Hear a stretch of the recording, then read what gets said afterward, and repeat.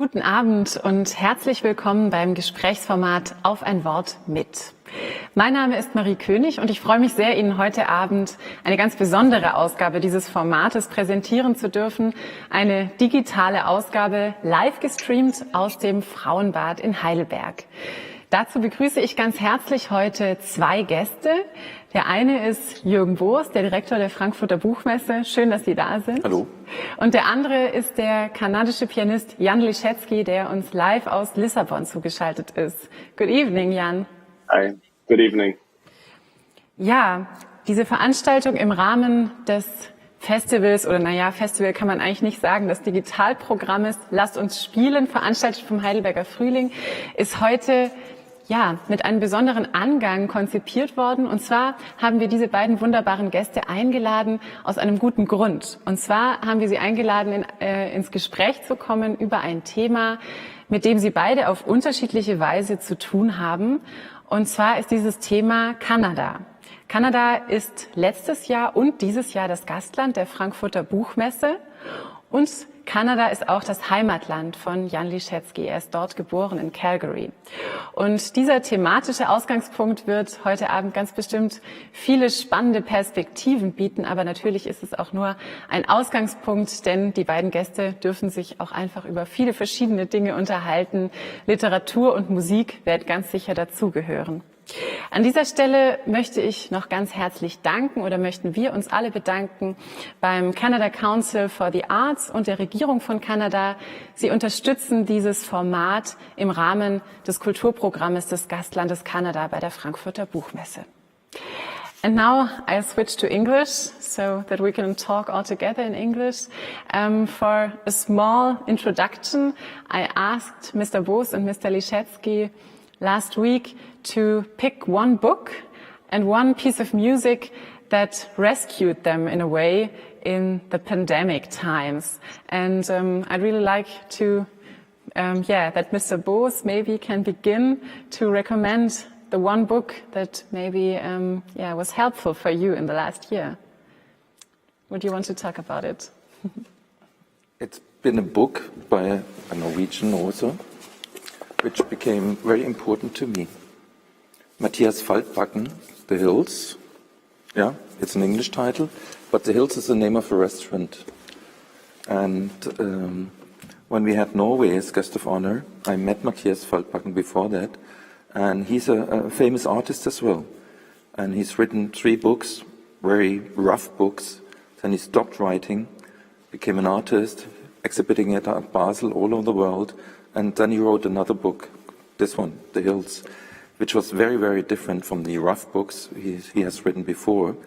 It's a very elegant book, and it's a perspective of a waiter in a restaurant, one of these famous places you can find all over the world where there's art, which have been around for hundreds of years, where the upper middle class is meeting, and it's kind of a showroom.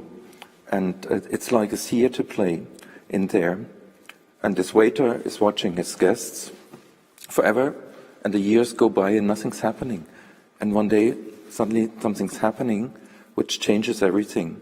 There's a new guest, a young lady, and all the other guests behave differently. And I think it's like Europe when something very different happens. Yeah? And you can't really fight it. There's something standing in the room. It's like this pandemic now is standing in the room. And I really, this book is wonderful. You need to read it, Jan. I will, with pleasure. Sounds good.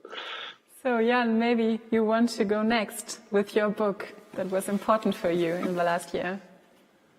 With pleasure. I did have some extra time to read books, more than I would normally have. And one of the books that I enjoyed the most this year would probably be Dark Star Safari by Paul Theroux, who writes, of course, the most elegant adventure books, and I had never, or travel books, or travel stories, basically, and because they're nonfiction and because they come from his perspective in the time, it's very much like, for me, I had been with him on that journey, and of course with travel being severely restricted, and certainly that type of travel, overlanding across Africa through different countries on trains and on buses, it's certainly not possible these days. It allowed me to dream and allowed me to be there in my thoughts when I felt constricted at home, especially at the beginning of the pandemic. Thanks. And maybe would you like to say your piece of music already? Sure. Yes, I can say my piece of music. It's a bit of music is of course part of my life every moment of every day. So one piece of music is very challenging for me to pick because I'm simply living and breathing it all the time. So it isn't something that comes and goes. But one piece that had a particular impact on me this year was the second piano concerto of Rachmaninoff. And why is actually perhaps a bit of a selfish story, but it is a good story nevertheless. When I got back home in November, when the lockdowns resumed in Germany, and I was cleaning out my computer, looking through different things, and I found a video recording of when I played Rachmaninoff's second piano concerto at the Rheingau Music Festival in Wiesbaden, at the Kurhaus.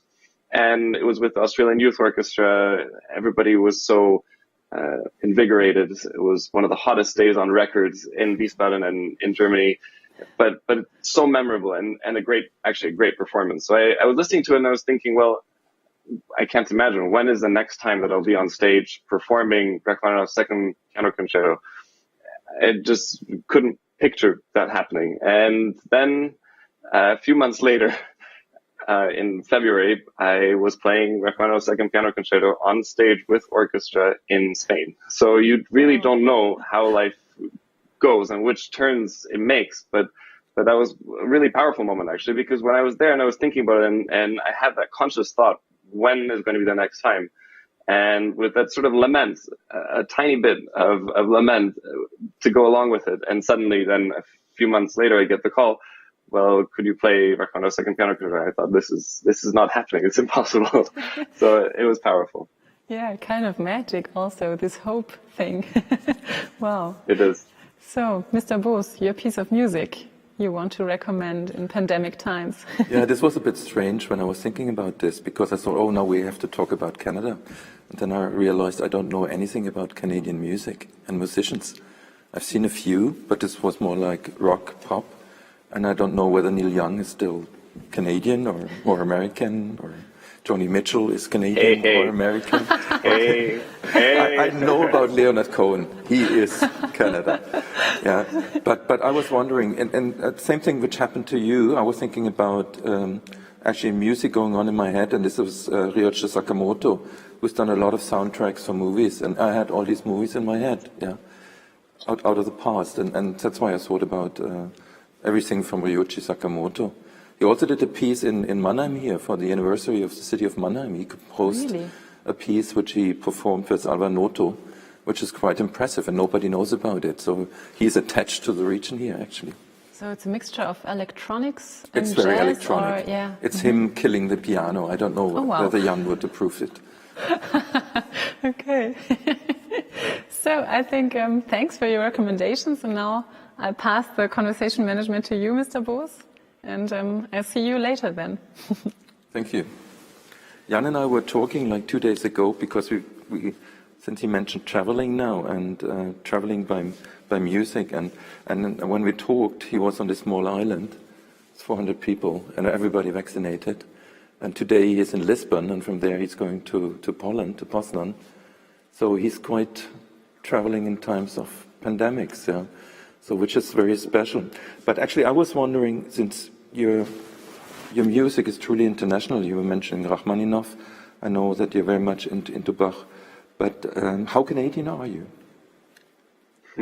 Well, you mentioned that you couldn't really think of any musicians that are Canadian, but actually, when you started listing them, you named some of the most influential musicians that have ever lived, and I would be I'm very honored to be Canadian. First of all, I don't know what it is about our country, about our land, but it certainly seems to cultivate musicians and music, both classical. If I name only pianists, then we have Glenn Gould, for example, one of the most influential pianists ever to live. If you go into the broader spectrum, there are many others. And somehow, even though we're not a very big country, we are an enormous country in size, but not in population. We have the ability to nurture talents that do exist. And that is coming from a place that I was born in Canada. I have Polish heritage, of course, which is very important to me. I have citizenship as well. I speak the language. I feel at home in a certain sense in Poland, though, of course, I'm being born somewhere, you have a attachment, and as well, I live there. So that's a very different factor as well in my life. I feel that Canada allows space for you to remain who you are.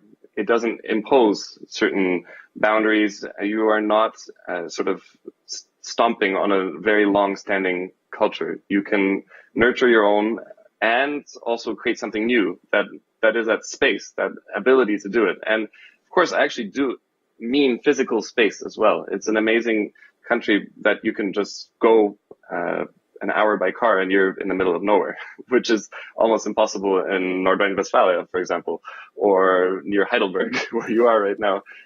To drive an hour without, going to the middle of nowhere, well, really not possible. So it does have those capabilities. And I've had my education exclusively in Canada. That being said, of course, I started playing performances when I was 13, 14 abroad, and my career has been very international, with classical music, of course, being very much Europe-centric.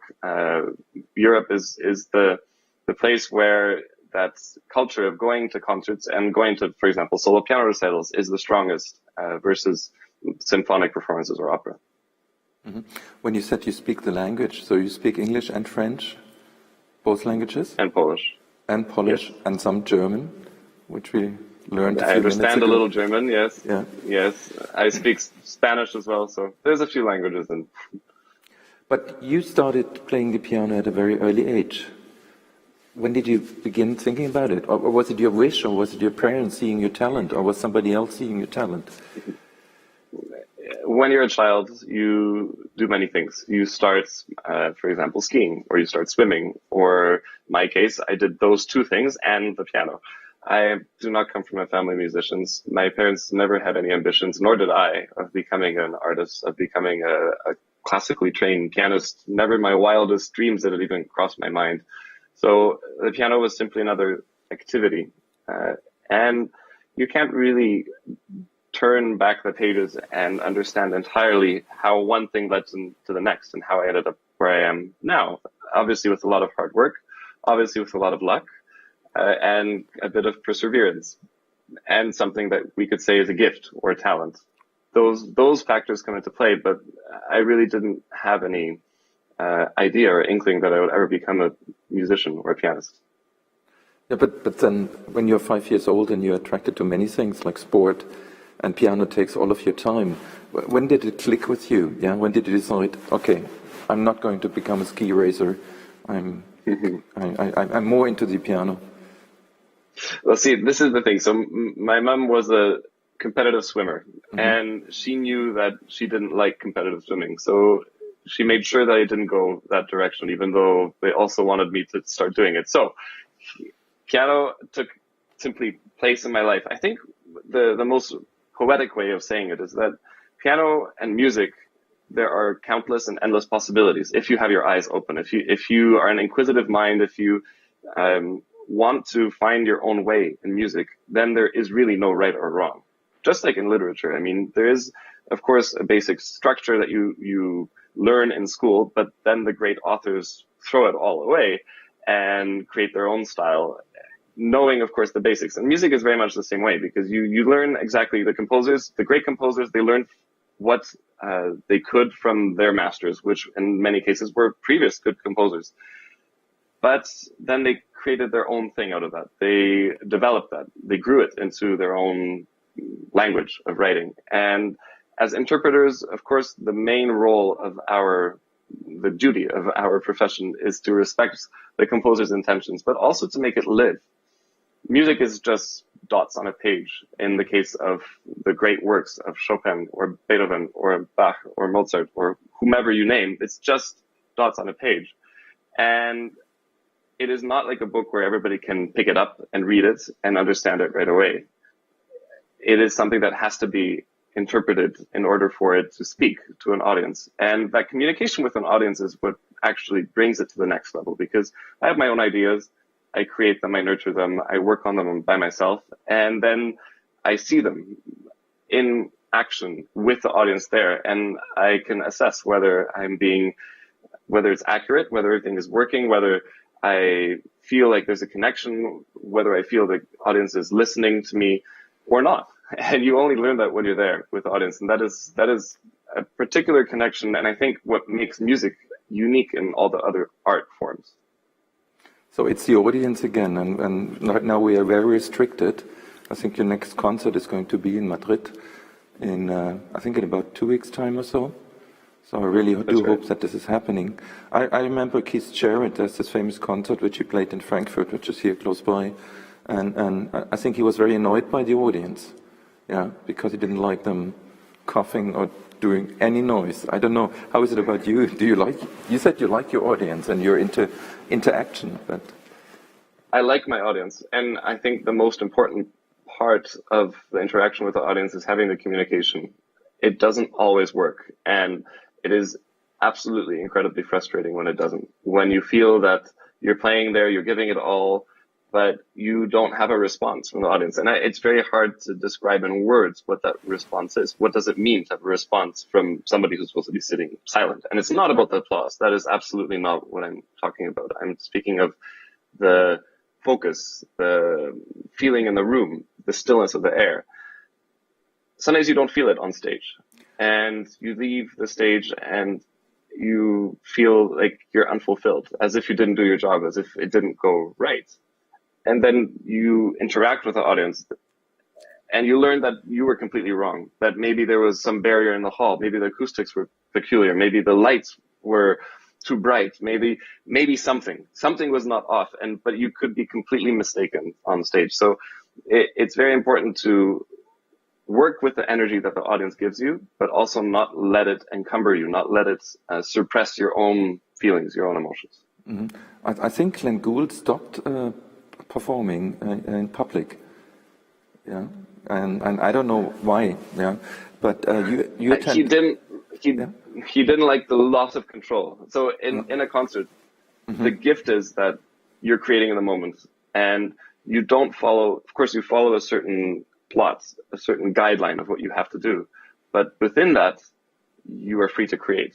And that is whether some artists are not able to enjoy that. I mean, there's some who will practice at home, and 100 times out of 100, they want it to sound exactly the same, to feel the same. That's where they feel comfortable. And I completely understand that, because you're taking a risk every time. Every time you're taking a risk, because if, at least in my perspective, if you play it the same way every time, you lose what makes music special, what makes it live. It has to be live. I mean, it can't be the same thing as on a recording. It's just the same as, of course, if you want to see your favorite band playing live, let's say Coldplay, it's not going to be what's on the recording. Well, no, I'm just naming a band that I like, and I can imagine going to their concert live, that it could be something special. The recording is going to be better in probably every sense, because it's been mastered and it's been engineered and everybody plays perfect and they've had, 5,000 takes for it. But the concert will have a different atmosphere, and that's why you go, not for it to be exactly the same as it was on the recording. I can understand that completely. Also talking to many authors in the past few months, by Zoom or Teams or on the phone or whatever, we really do miss actually speaking to their readers. Like all the literature festivals got cancelled, everything started to be virtual. And I think virtual means you can be very focused, but a festival can be very chaotic, a book fair can be very chaotic. And being chaotic, this means there's a lot of creativity around as well. You meet people by accident. And that's how you describe when you perform, obviously. You don't know what's going to happen in this moment with the audience being in a room. Exactly. And I think this is really a creative process. So it's very important to us. And I know that quite a few people actually got very depressed because they authors who couldn't talk to their audience, who couldn't talk to the readers, who didn't get any ideas because he couldn't travel. You were speaking about Paul Theroux. You could travel with his books, but actually it's something we are all missing. Absolutely. So in this time, because when you grew up in Canada, in preparation for having guest of honor Canada, it was usually very important to me to go there and to meet the people. And what was quite interesting, when I met an author, I always met three authors. Yeah, a French language, an English language one, and somebody from the indigenous population, from the First Nation. Yeah, so I suddenly understood that Canada is so diverse and that there's not one Canada. Yeah, you speak about the size of the country, that you can travel all over. What else would make Canada so special for you? Is it the many languages? Is it since a lot of people came from Europe to live there? I know that quite a few famous authors on Datje, they come from completely different places in the world, and they love to be in Canada. What makes Canada so special? I feel, and I can't speak for everybody, but for me, what makes it special, and for my family, for my dad, why he moved to Canada from Poland, was the nature. That ability to get away, and that ability to feel as if it's something still undiscovered, and to connect with it, to feel like you're alone. That solitude is something very different than what you will find elsewhere. And I've traveled a lot. I've been to many countries, but I haven't really found that same level of solitude anywhere else, including in between the main cities, which is, of course, Canada is enormous, and you can go up far north, and there is nobody. There are many places where you could be for many days without seeing a living soul if you survive. But also between the bigger cities in the south, where, of course, most of the population lives, you aren't hard pressed to get out, to see something. And of course, people, when they hear Canada and they think nature, I think most people will picture right away what's between Calgary, where I live, and Vancouver, which are the Rocky Mountains, the beautiful scenery there. But I found in the lockdown, when the lockdown started and things sort of stabilized in Canada from early April, I was taking just day trips in the car around my province of Alberta. And I realized how much there is in a supposed prairie, where prairies are boring, and wheat fields and so on. But it's not at all that. It is absolutely stunning, and the landscape has so much to offer, so many details. So I think Canada, certainly the many languages, the many cultures, indigenous, of course, the French from Quebec, spreading sort of east and west a little bit, and the many, not only European, but from all over the world, cultures that have come. And you, I think, can find representatives of every community in every city, which is amazing, because you are engaged with people who have a very different life or have a different life experience, but who share something in common, which is living in Canada. And that somehow unites us in a very beautiful way. No, that's wonderful. Actually, since you're saying that solitude is not loneliness, but solitude is something good for you, this is something I heard for the first time. I don't think solitude, I don't mean solitude as in, being alone in your apartment during lockdown because the government tells you can't leave. I think of solitude as being alone with your thoughts because you want to, and having that ability, not locked in a room, not locked in a shower or in a bathroom, but just with nothing around you. And I think that power is really overwhelming. I've found it very cleansing and very eye-opening and inspirational also, I think, for music, for what I do, because you realize how little role you play as a human being on this earth, and how much beauty has already been created. I mean, what we make, of course, has its own beauty, but what nature makes is far superior to whatever we can, really. But the funny thing for me, I used to work in Poland 25 years ago, for quite a few years, and actually I had the same feeling in Poland, that it was a huge country, and some areas were completely deserted. Yeah, and so it's funny that this brought your father to Canada, coming from Poland, but maybe he came from Warsaw or Poznan. Your grandmother still lives in Poznan, so. Yeah, but I was also reading an interview that it must be different, obviously. Yeah? And as I said, I wasn't able to travel too much in Canada to get the idea of this country. But I got the idea of diversity and being very different. And a lot of things are possible in Canada which wouldn't be possible anywhere else. Like you said, you had the chance to go your way with your music.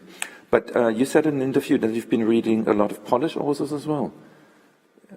So I was wondering, are you reading contemporary authors, or what are you reading? Or reading the classics? I find the classics not particularly enchanting. I think, obviously being born in Canada and growing up, I speak Polish perfectly and I write Polish perfectly with no accent, nothing, without any humbleness, just speaking as fact. But do you still speak Polish with your parents?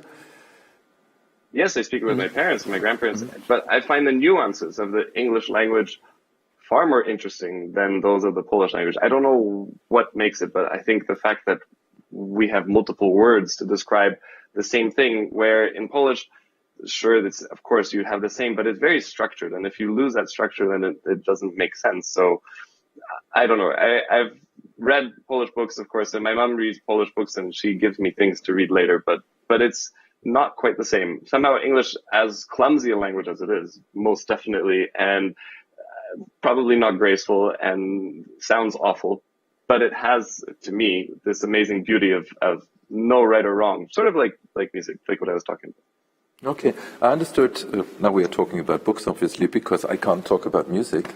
Yeah, Okay. I know that one of your favorite books is Der kleine Prinz, Le Petit Prince, The Little Prince as well. You want to talk about that one a bit? That's right. Sure. I think there are multiple reasons that I can say The Little Prince is one of my favorite books, and why I have a connection with it too. First of all, my last name, Lisieckis, means fox. So there's already that fox E, where the first three letters, Lis, is fox in Polish. So that's already one connection. And I think, like The Little Prince, I like seeing the beautiful part of the world. And a pianist is a solitary creature. We live sort of alone. We live with our instrument. We live in a studio. We live just with our music, with what we do. And that is something that really creates our own planet, in a sense. And I also love adventure. So the fact that the narrator, Antoine de Saint-Exupéry, with his broken plane in the desert, that adventure already to me is beautiful in the way the book is set. And then additionally, of course, traveling can mean many things, but to me, one of the things that it means is that you experience things that are not necessarily on the main path. And that includes going to bookstores for me, looking for a beautiful bookstore. And then, of course, Le Petit Prince being the most translated secular book and one that is relatively easy to find. I can always buy one in a bookstore. I have an excuse. I have a purpose to go to that bookstore and to find it and remember that place in whatever city it was. And then you then you have really the struggles of Sundays of finding it, like in Belarus, for example. Everybody speaks Russian, so everywhere it's in Russian, and it is translated into Belarusian, but you have to look very, very hard to find it in Belarusian, because actually nobody's really interested, which is a bit of a pity and quite a shame. So all these layers to me with Le Petit Prince, and I think it's a beautiful book that somehow reflects growing up and being an adult, and the differences from being a child and an adult, and all those things in one small, short, and appreciated by all ages novel. Yeah, it's also quite a spiritual book, yeah. And I was wondering, since you mentioned again solitary again, when you're traveling, are you traveling on your own or traveling with a team, an agent, or whoever? Because it sounded to me like you love traveling, you love adventures, but are these your own, or are you surrounded by quite a few people? Rarely they're my own, but I am very fortunate to have wonderful parents whom I travel with most of the time. My mom works for me full time, and my dad is retired and will come as well when we can, when I guess coronavirus doesn't exist, and we can actually have some tourism in between the concerts as well. Oh, that's nice to hear. So it's a family venture, actually. Family enterprise, yes. A family enterprise. But this must be very special, yeah, because, yeah, if I would ask my parents to travel with me, they would probably say, are you crazy? Yeah, yeah, because they're very, let's say, stationary. Well, you have to keep in mind, I was not born into a musical family. And the musical world, just like every world, has its quirks and its challenges and its differences. And we all learn those together. We form, I believe, a strong family unit. But most importantly, we always stuck together and we stayed true to our principles. My parents never shipped me off to Juilliard or a famous school because that would be the right thing to do, according to some people. But they let me grow at home with my own talents, and they nurtured that. So in any case, what I have today is, I think, as much thanks to them as to everything else that happened. The hard work, the many lucky moments, the gifts I've been given. I think the fact that they were there and kindly supporting me along the way without ever pressuring me. In fact, they're the ones who would often question whether I was playing concerts because I really liked to, or whether because I wanted to travel. And actually, the latter is true. I did want to travel, and playing concerts at the age of 14 was a very good reason to travel, and probably the only one in my case. And the pandemic, if it let me learn one thing, that would be that I actually like what I do. It's an interesting thing because when you're playing 100 concerts a year, I never doubted for a second that I liked it, but you don't realize it because you don't think about it. It's something you do every day. You simply wake up, you go rehearse, you play the concert, you move to the next place. It's a very go lifestyle, and was making the most of it by all means and pushing the boundaries.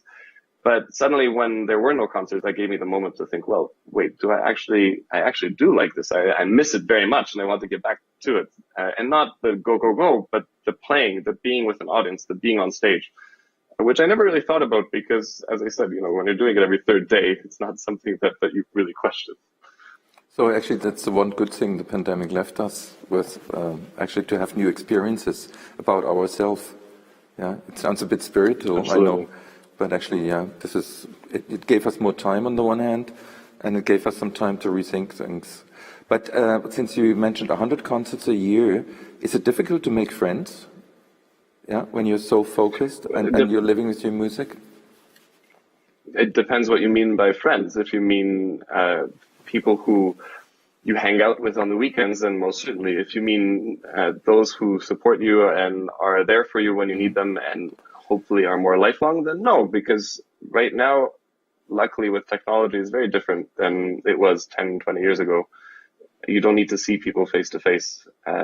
And I have best friends living in different corners of the world with whom I am in touch regularly. And when we do see each other, that once a year or once every 2 years, I feel like we've never not seen each other. And of course, there's a lot that you can't say virtually, and there's a lot that you don't know when you don't see somebody. But that is not something that I've ever really struggled with. Mm-hmm. Do you have a favorite place in the world? Or is it just being on the go? If I had to be stuck in one place, and if I was allowed to move around that one place freely, that would be Canada for sure. And I don't say that because we're doing this right now. I say that honestly. Now, these days, you're not allowed to move around Canada freely, but I'm unable to go home because unfortunately, Canada, the government doesn't really see entertainment and culture and music as an essential item. And so while they prioritize Olympians and athletes and others in order to be able to come home without a quarantine, I'm not able to do that. And the quarantine, of course, 14 days doesn't only mean 14 days at home.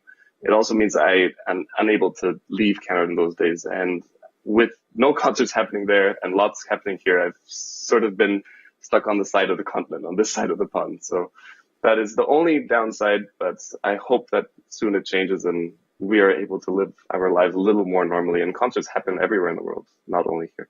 Yeah, the Frankfurter Buchmesse had Canada on its agenda for, 25 years. We always wanted to have Canada as a guest of honor, and it really took us these 20 years till we were able to invite Canada, and till it was able that the English Language Publisher Association and the French Language Publisher Association and the Ministry of Culture and everybody thought it's a good idea to do that.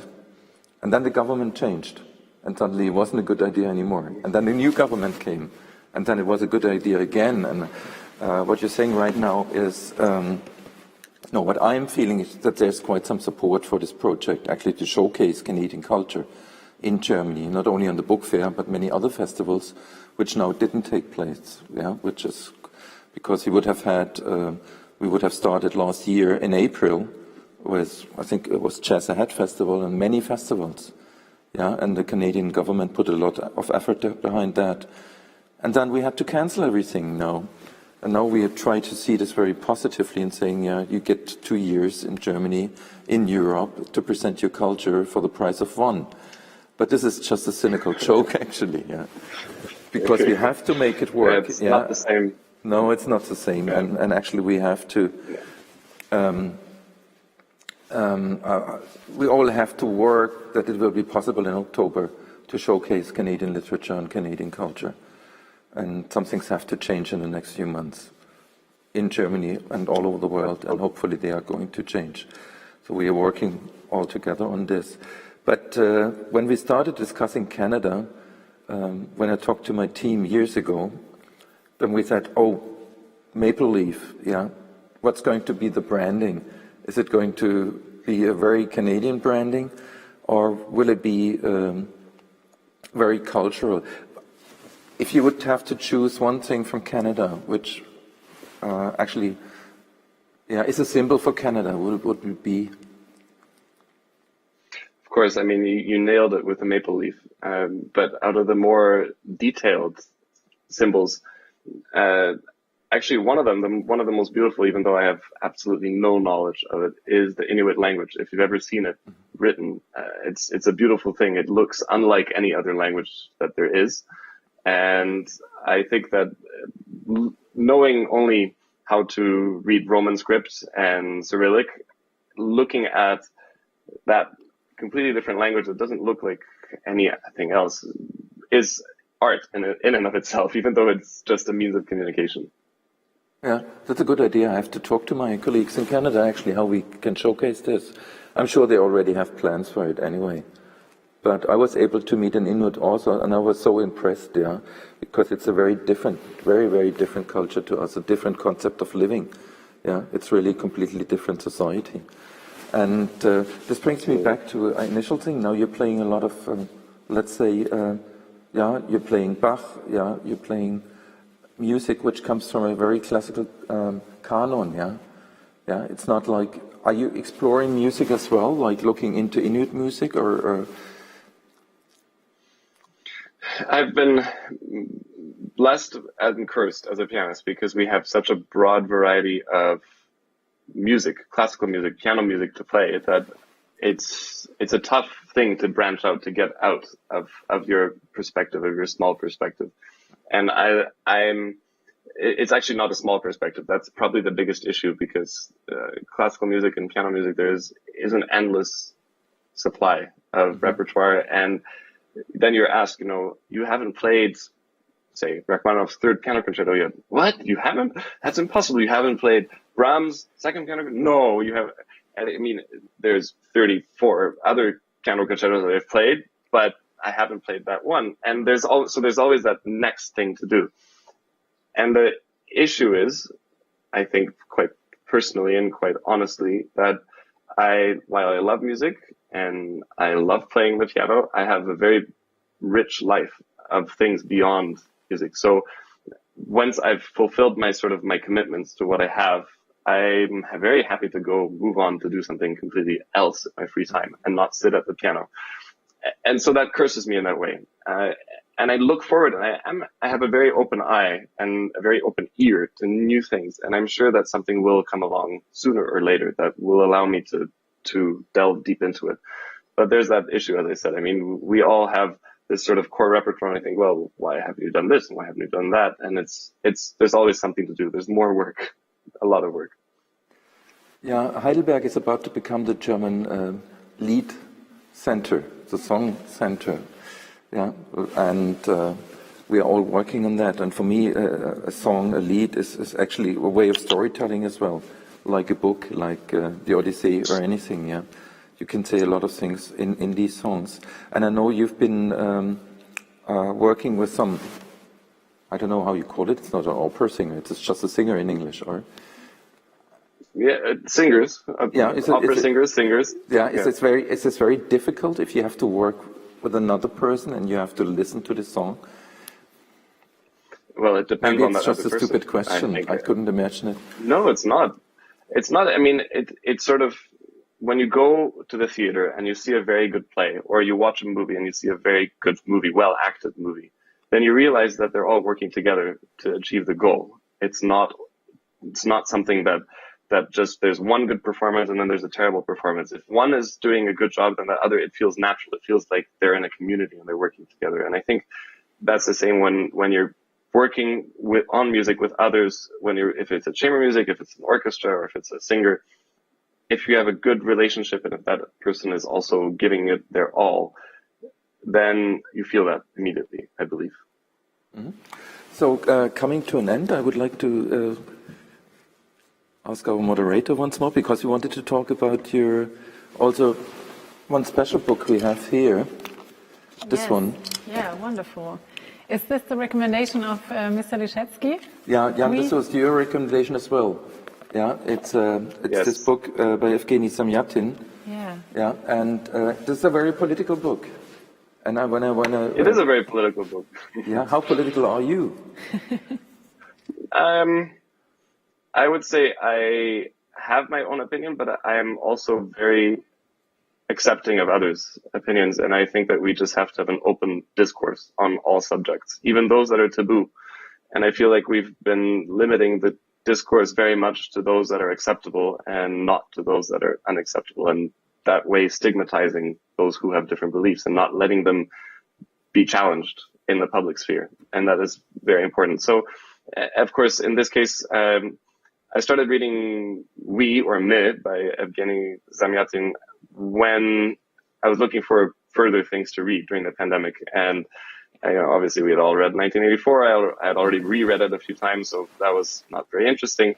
And this came up as a suggestion when I think I was looking for something different by Burgess or P.K. Dick, something in a sort of dystopian future that I could not think of today's dystopian future that we are living in at the moment, but a different one that was completely different. And while those that have read 1984 will instantly recognize the plot here, for better or for worse, I do feel like Orwell was able to structure the book, and using the English language, of course, perhaps this is again where the English language comes into play, in a different way, and it's a more engaging book. This is also very interesting to read, and I think that those who need a different viewpoint on what's happening today in the world, and perhaps an outside perspective almost, this is a nice suggestion.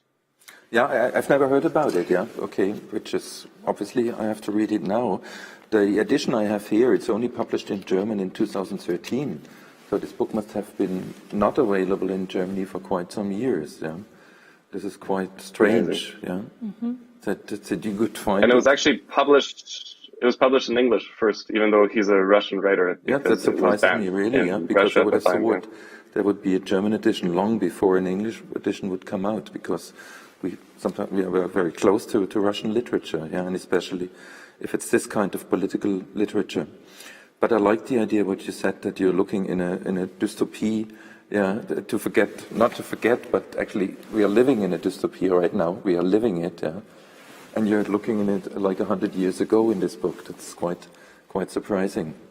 Interesting perspective. So, Mr. Boos, what is your second recommendation?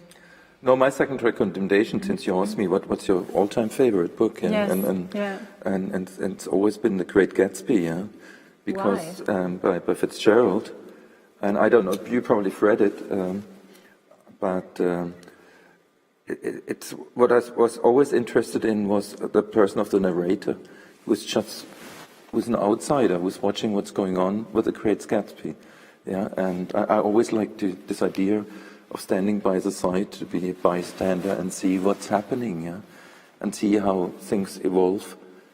And actually, when the book ends with a green light at the other side of the lake, actually this has always been such an optimistic sign for me, that even if you watch things going by, there's always some hope. That's a nice thought, and has also something to do with your first book, with the restaurant, I think. This is also somebody who is watching the room that has changed. Yeah, actually, the other book, The Hills, it's also, I think it's a Europe gone by, yeah, because this is what happened to Europe, yeah, because it has been standing still for many years, and then something comes from outside and changes things, and so this is. It's different, yeah. But it's again, different. In both books there's hope. And I haven't read Wir, the Evgeny Zamyatin book. Does it have hope in it as well, Jan? Depends how you define hope. I didn't really see very much hope in it. At least, you know, hope is when you see hope from the beginning in a book. I really find that then gives me hope, but if it only turns for the better near the end, then I think it's not very hopeful in a way. Okay, maybe I can invite you for October, because since you're traveling anyway all the time, come to Frankfurt and maybe we can talk about books at the Frankfurt Book Fair, or maybe you can give the opening concert. So I have to talk to your parents. This would be wonderful, and I have to talk to the Canadian Council of Arts. Maybe we can get this going. I don't know, maybe you have your plans for October already, but we have to look into this. It would be wonderful to meet you in person. Plans these days are all nice on paper, but what happens is completely uncertain. So it's unknown, question mark. So talking about music, there's also a second recommendation about music. Jan, what is your all-time favorite music piece? Also difficult to pick, I think, but... You know, one piece that whenever I hear it, it gives me goosebumps and it brings me joy and peace, is Bach's Goldberg Variations. It is so quintessential and so elemental and so beautiful in its simplicity. And I think that sort of speaks to how I approach music and how I see music, is that the simplicity is what the end result should be. It should be simple. It should be such that we feel as an audience member completely drawn in, but as if nothing is really going on. Very engaged, but not complex, if that makes any sense at all. That is what I see in music, and Bach's Goldberg Variations have that. And of course, as a Canadian, and loving actually Glenn Gould, especially for what he did in Bach, whenever I hear either of his recordings of the Goldberg Variations, I am immediately drawn in, and it brings a smile to my face, just because you hear him humming, you hear him enjoying the music, you hear him thinking about it, you hear all the voices, you hear his absolutely insane ideas, but it's him, and it's Bach, and it really just gives you, well, it gives me goosebumps, as I said. Wonderful. And so, Mr. Boos, your second music recommendation, your all-time favorite? No, it's not this time an all-time favorite, but during the last year's virtual book fair, we had Chili Gonzalez, a Canadian, over, and he lives in Cologne, and he's playing the piano as well, and he's doing a lot of work with young people, and I really loved whatever he did. He was speaking about a book he's written about Enya, but it was more about a book about himself, and then performing on the piano with it. And he's always wearing his pajama, yeah? So it's quite funny to see him sitting in the pajama. So, but actually, I enjoyed him a lot. Meeting him as a person, mixing music, book, ideas, young people, very creative, maybe very Canadian, or maybe very Cologne, or a mixture of it. Wonderful. I don't know whether you've met him, Jan, or... No, I have not had the privilege yet. He's quite a character. Yes. So with this recommendations, mit diesem neuen Musik- und Lesestoff bedanke ich mich ganz herzlich. Thank you so much for this interesting talk, Jan Lisiecki and Juergen Boos. Thanks for being here and being virtually here. My pleasure. Dann danke ich Ihnen auch ganz herzlich, die zugeschaut haben. Schön, dass Sie dabei waren. Wenn Sie Interesse haben, dann schauen Sie doch mal auf unserer Website www.frühling25.de. Da gibt es weitere Konzerte und Veranstaltungen zu sehen und zu hören und auch weitere Informationen über das Programm Lasst uns spielen, das Digitalprogramm, veranstaltet vom Heidelberger Frühling. Ja, ich freue mich, wenn Sie wieder vorbeischauen und wünsche Ihnen aber jetzt erstmal einen schönen Abend. Auf Wiedersehen.